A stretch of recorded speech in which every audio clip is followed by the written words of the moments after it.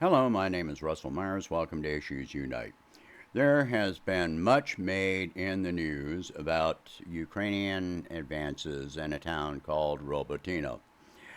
Now, you'll hear things from one side and things from another side regarding this, but let's take a look at a few things about Robotyne. First of all, Robotyne, uh, prior to the conflict, had a population of about 500. This is not a large settlement. It's um, I'm staying in a town in eastern Alabama that is named Wadawi, uh, and Wadawi has is a very nice little town, but Wadawi has a population of 818. So uh, if you want to walk Main Street in Wadawi, it will. If you walk from one end of downtown to the other on foot, it would take you less than 5 minutes. So um, that tells you something right there. Um, anyway, let me go. But what is the truth about all of this? Well, first of all, they have been trying for close to 3 months to take this town, and there are conflicting reports about whether uh, it's unquestionable that Ukraine controls the northern part of the town, but there are conflicting reports about whether they control the southern part of the town. What is true is that Russian forces have been withdrawing from the town, and contrary to what Western media and Ukrainian media would have you believe, this is an orderly withdrawal. The Russian forces are withdrawing southward with cover, air cover, drone, and artillery protection as the infantry and ground forces withdraw southward. Why is Russia doing this? Are they defeated there? That's really not likely. So let me go to this. Um, Let me see. Okay. First, all right, this is liveuamaps.com, which is a Ukrainian, favorable website which shows this. And they're not showing the Ukrainian. The blue part is what Ukraine controls. And they're not showing that Ukrainian forces are in control of the southern portion of the town. But let's go out a little bit. All right, so this is where, and the white part is the gray zone that is not in control of Russian or Ukrainian forces. So they are trying to get from, keep advancing from the, Robotyne to Tokmak. Tokmak is going to be a different nut to crack. Something that you should notice here, Ukrainians have been trying to attack westward, but they don't really have the forces to do that. I pointed out in a former video that at this point, Ukraine has committed the very last of their mechanized brigades to the front line. Two of them to Robotyne and one elsewhere. Those three were the last of their reserves. Mechanized brigades. Let's take another look here. So here is Robotyne, and here is where they're trying to get down to Tokmak, which is down here and is a much larger settlement. And between that Robotyne and Tokmak, that is a distance of 20 kilometers. The distance that they have managed to actually take measures of out to about 2 to 3 kilometers. You can see the distance variance here, which this actually understates it. The other map shows it a lot more clearly, which is why I've got two maps up here. From Robotyne, they've all the way down to Tokmak. In between there. Now this is from the BBC. It's some time back, but planning on what Ukrainian forces may encounter. So this is Tokmak. And these white lines up here, these scattered white lines, are where Ukraine has managed to actually get to. Before they get to Tokmak, they will encounter the first defensive line, the second defensive line, the Russian defensive lines before they get to Tokmak. So this is, and I said, once they hit those defensive lines, that is where the heaviest resistance will be met. What are these defensive lines? Anti-tank ditches. 3 lines of dragon's teeth. Anti-tank ditches meant to stop tanks. Dragon's teeth meant to stop tanks and other vehicles.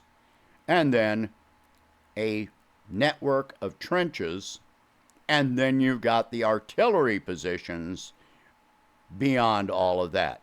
So as they encounter the tank ditches and the dragon's teeth, all that time you've got artillery and infantry with pre-registered lines, overlapping lines of fire that they will have to get through.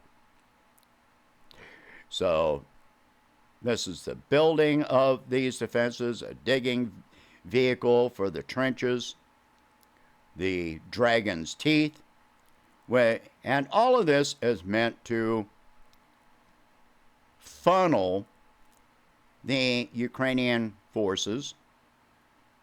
As you can see, there's a large berm before they ever get to the anti-tank ditch.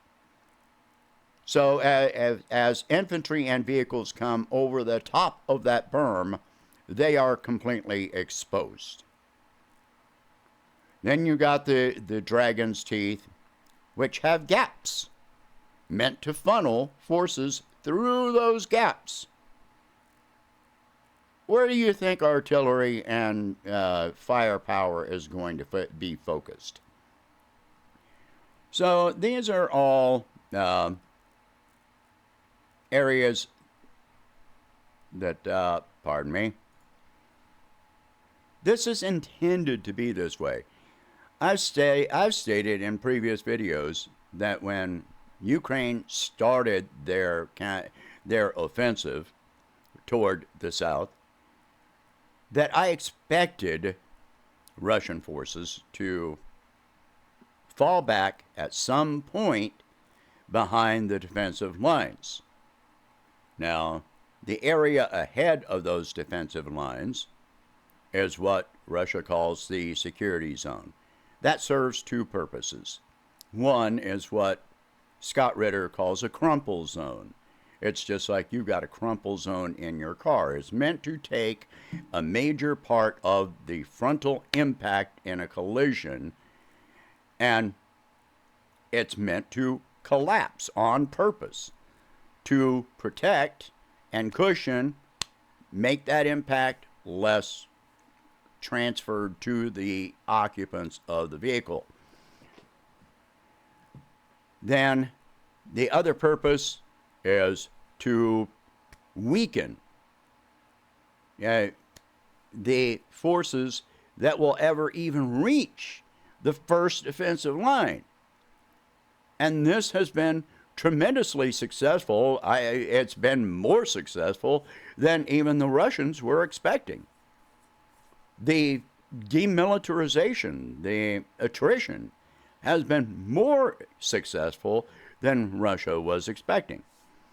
At this point, Ukraine has announced another wave of mobilization, and there are different accounts of what exactly this means. They've been talking about a full mobilization for many months, but at the very least, they're mobilizing another 200,000. Well, they've already got 45-year-old men on the front line. They have banned 16-year-olds from leaving the country. So where do you think that these 200,000 are going to come from? Are they going to be conscripting pregnant women and people from nursing homes, or kids from middle school? Here, have a gun. Go fight. The Ukrainian forces have been giving their conscripts roughly 8 weeks of training. And that is for things like, operating a tank. That's not the ground forces, the infantry. They probably get about 4 weeks, if that, of training, and then they're sent to the front line. In some cases, there have been reports of them getting 2 weeks of training and then sent to the front line. These are people that have never held a weapon in their life. So another question about this is, if you're conscripting all of these people and you've already committed all of your armored, mechanized brigades to the front line, what are you going to arm them with? Is this going to be just all infantry? All ground forces with nothing but small arms against Russian artillery and drones and air power and missiles? Ukraine has been making a big deal of trying to attack Crimea, which has failed, with drones, trying to attack Moscow with missiles and drones, which have failed, and their statement is they're trying to show Russian vulnerability. What good does this do to the front lines? It motivates the people on the front lines. Not so much. I pointed out, okay, if you're able to send all these drones, long-range drones and missiles against Russian cities, what do you think the men on the front lines that are watching their cohorts get blown to pieces, what do you think they're thinking? Well, those weapons could make a difference for them if they were directed at the front lines against Russian forces. And this just builds up resentment against your own command structure. Let me go back to this map. Just a minute. Let me point out something else, okay? As the Ukrainians try to expand their movements westward, those efforts are being repelled by the Russians. So they're fighting they're fighting furiously to keep the Ukrainians from moving westward and broadening this front, but they are withdrawing to the south, slowly, but they are withdrawing to the south toward their defensive lines. This is building what the Russians call a cauldron. And the Ukrainians are going right along with it.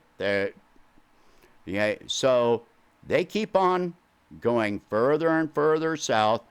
You extend your supply lines. You extend your support structure while being fired on from both sides of that cauldron. They get further down here toward Tokmak, reach the first defensive lines, and the Russians can use distance mining to mine the areas behind them that they have demined in the process of advancing. They've still got 20 kilometers to go before they ever reach Tokmak. At least 10 kilometers to go before they reach the Russian first line of defense. Go back to that. All right? See, they have got a distance to go before they ever reach this defensive line. So, if the Russians decide to close this area behind them, or just maintain fire control, bring more artillery and more firepower to control the supply roads, which there's only one supply road, as you can see, then they close that cauldron. They put a lid on that cauldron, and that cauldron becomes a pressure cooker. They're making this Robotyne sound like a major accomplishment on the scale of Bakhmut, Artyomovsk, which was much, much larger. And it's a town of a settlement, a village that had 500 residents prior to this conflict, and they've lost thousands of troops, hundreds of armored vehicles in this offensive against Robotyne. What's interesting is that the 82nd Air Assault Brigade, or whatever they call themselves, 82nd, this is the brigade that includes strikers and challengers. I have seen videos of strikers being destroyed. What I have not seen is a single challenger either making a successful assault or being destroyed. So they're still holding back those challengers, even as their own troops are dying in this assault. Yeah, they're able to advance very, very slowly, a few meters a day, maybe one or two streets at this point a day, but at a cost of hundreds of men every day. Every day. It's only a matter of time before this is going to fail. If they cannot establish and maintain a broad front, then all they do is build their own cauldron and cook themselves in it. So, where it's being made into this great victory, it is not. It is suicide. It is time for this whole thing to end. The Ukrainians just need to stop. The frontline troops need to stop, lay down their arms, and tell their government, negotiate. Now, we're not fighting anymore. That's what they need to do. Otherwise, it's just more deaths and the destruction of the entire Ukrainian culture. Share this video. Talk about these subjects. If you can afford it, please donate whatever you can to help expand this channel and my presidential campaign. And I will catch you in the next one. Thank you for watching. Hope you have a good day.